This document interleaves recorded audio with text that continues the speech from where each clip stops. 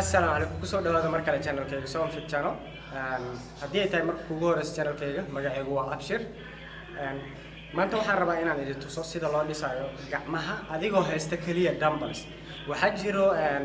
بدنا إلى صهر لا يوكل جيم كي أمال عكت أسكت بحين كرنا ما حليل كريم ولا جاي أبي إن دامبلز كلية يقول ويا لان لبا دامبل هذا بقى هذه دامبل كلية استعمال أيوه سيدا ولي سكرتها جمعها waxaan ku bilaabi doonaa marka hore muruqa hore ayaan ku bilaabi doonaa sida magna gacanta waa muruqa hore iyo muruqa dambe muruqa hore aan ku bilaabayna waxaan ka sameyn doonaa saddex exercise kadib haddana waxaan ku xiji doonaa muruqa dambe oo aan ka sameynayno saddex exercise annagoo kaliya isticmaalayna dumbbells exercise ugu horeeya waxaan ku bilaabaynaa exercise loo yaqaano prone dumbbell curls exercise kan aad u jeedin aan sameynayo waxa loo yaqaanaa prone incline dumbbell curls waxaan ka sameyn doonaa saddex wareeg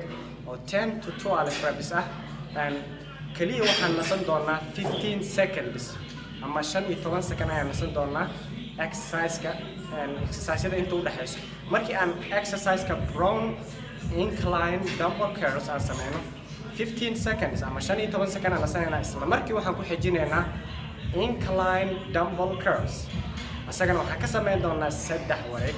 marka waxaan u sameeynan doonaa waxa loo yaqaanaa giant sets markii aad saddex exercise isku xigta aad u sameynaysid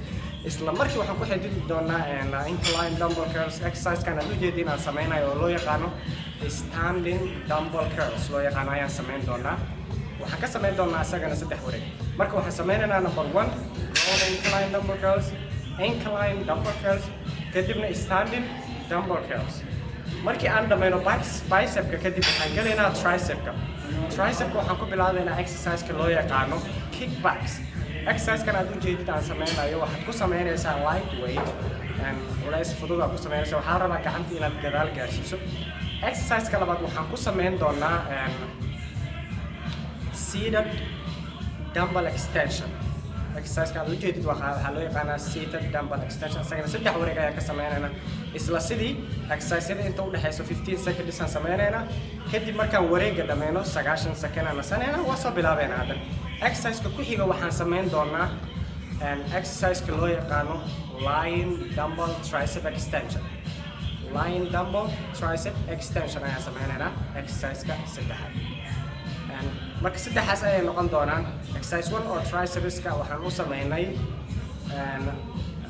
kick practice exercise-ka labaad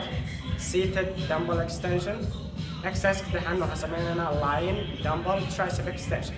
waxaan hubaa exercise-yadan haddii aad samaysid in gacmahaaga ay kori doonaan adigoo keliya isticmaalayo dumbbells uma baahnid marmarka qaar inaad yani qalab badan hesho si aad jirkaaga u dhisto haddii aad gymkaaga yeelin dumbbells keliya waad isku dhisi kartaa okay haddii ay tahay marka ugu horeysay